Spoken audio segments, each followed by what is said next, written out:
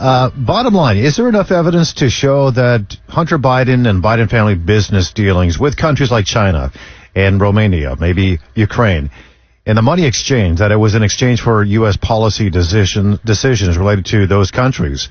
Give us a call. It's 800-859-0957, 800-859-0WJR. James Comer, Kevin, thinks there's enough evidence and that there were millions of dollars that were given to the Bidens for exchanging some favorable policies for those overseas countries. Well, Tom, between Joe Biden being accused of taking money from foreign nationals and Donald Trump lighting up CNN last night, the 2024 presidential election run went from ho-hum to woo-hoo for me. I am ready for debates. I'm ready. I was like, anything but Donald Trump and Joe Biden again. Anybody, anyone, please. Now it's like, wow, there is a lot that could go down in a debate between Donald Trump and Joe Biden with all of the things that have happened in the last 24 hours. Let's bring in Dave Dulio, Director of the Center for Civic Engagement and Political Science Professor at Oakland University. Good morning, Dave. How are you?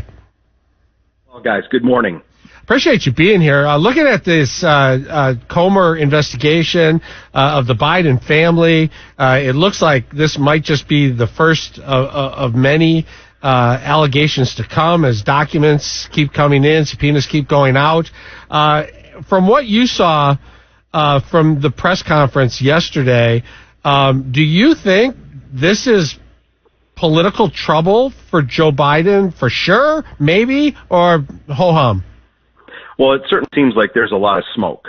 I'm waiting for the smoking gun, right? I think that's really the point here. We don't have something that can be laid out in front of the American people that is, I don't think, clear and unequivocal, right? I think that the information that was laid out by Chairman Comer yesterday was interesting in that it ties the Biden family to some overseas interests, but not the president himself, at least directly yet.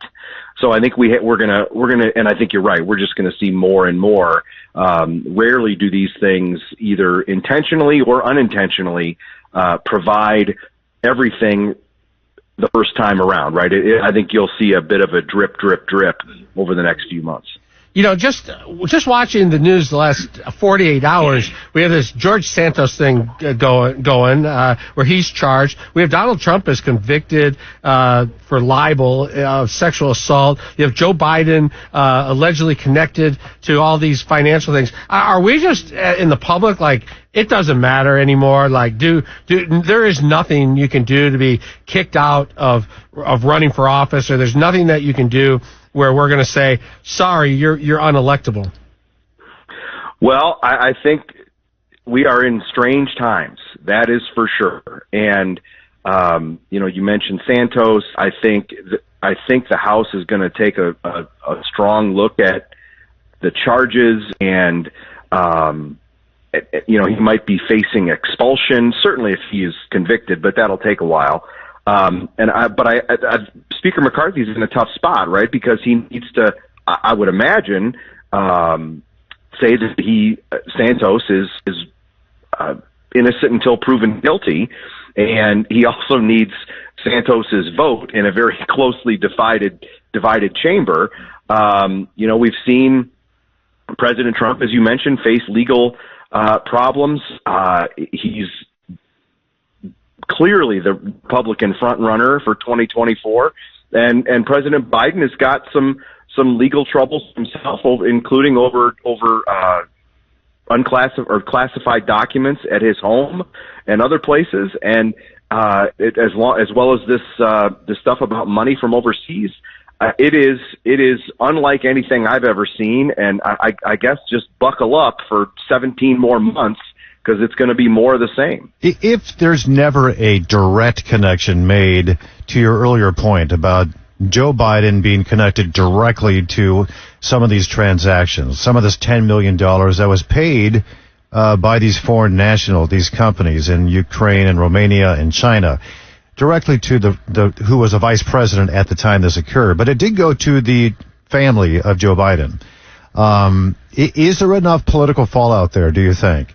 Especially if these are countries where Joe Biden at the time had this kind of outsized role in developing and influencing U.S. policy, like in China and like in Romania. Well, this isn't a new story, though, right? I mean, we've seen accusations like this before with Hunter and his work in Ukraine for the energy company, and potential links between Hunter and his dad, and that didn't go anywhere. And I don't know if it's because the public doesn't care enough about that, the connection is not strong enough, or a combination of the two. I think part of the reason that the White House maybe isn't overly concerned about this is it takes 10 minutes to connect all the dots, and when you try to explain that to the public, they lose interest right away, right? That's why I think if this is going to be damaging, I think it needs to be unequivocal and clear link between the president and some foreign interest. I think, to that point, the reason why the American public doesn't care is because the media is not covering it. But all of Donald Trump's presidency, the legacy media outlets covered relentlessly the false claim that Donald Trump was colluding with Russia, and they were connecting a lot of dots that never existed. Will they at least cover this at some point to the same degree that they covered that the whole Donald Trump and Russia collusion scandal? Absolutely not. I think that is, and I don't think it's because the media has learned a lesson. I think that they have, I think that they got wrapped up in the Trump collusion story from the beginning, and could never back away from it. I think that I think it'll be different this time around. When talking about the Trump town hall on CNN, there's this meme going around the internet that says, "Dear CNN, when you give a platform to a bigoted, slanderous, libelous man that spews hate and division, you are not the most trusted name in news. You are enablers of hate." What are your thoughts pertaining to the media's role in trying to cover somebody? Well, I don't care if it's Biden or Trump. They're both there's allegations against both of them for all kinds of things. Yeah, I think CNN was right to give him the time. If they do that with the rest of the Republicans, or at least all of the sort of viable candidates, right? I mean, and that would be at some point, I think, DeSantis, Nikki Haley, Tim Scott, etc. They've got to do the same with Trump. He is a legitimate candidate, the GOP nomination, not legitimate in terms of right or wrong, but he's leading the polls. He's the odds-on favorite. Why wouldn't they do it, right? I mean, just because a significant portion of CNN's base audience doesn't like it, doesn't mean they should do it. And guess what?